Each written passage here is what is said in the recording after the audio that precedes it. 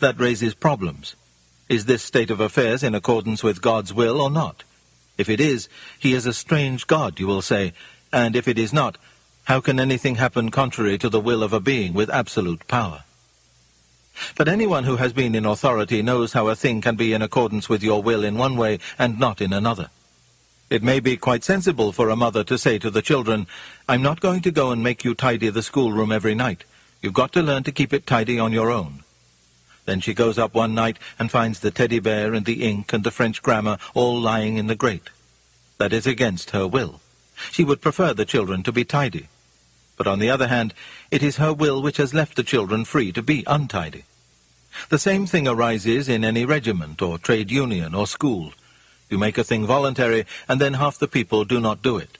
That is not what you willed, but your will has made it possible. It is probably the same in the universe. God created things which had free will. That means creatures which can go either wrong or right. Some people think they can imagine a creature which was free but had no possibility of going wrong. I cannot. If a thing is free to be good, it is also free to be bad. And free will is what has made evil possible.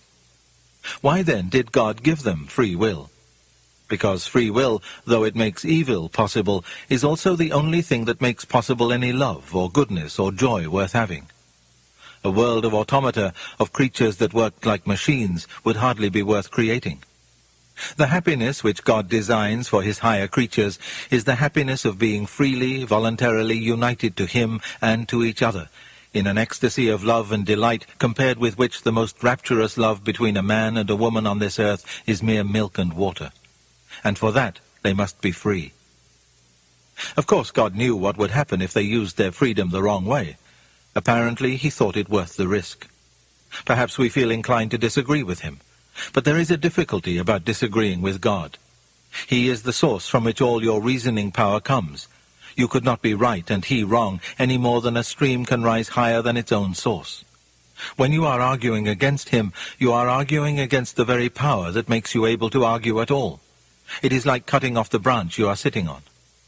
If God thinks this state of war in the universe a price worth paying for free will, that is, for making a live world in which creatures can do real good or harm and something of real importance can happen, instead of a toy world which only moves when he pulls the strings, then we may take it is worth paying.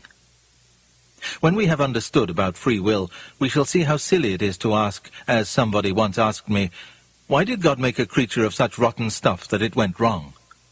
The better stuff a creature is made of, the cleverer and stronger and freer it is, then the better it will be if it goes right, but also the worse it will be if it goes wrong.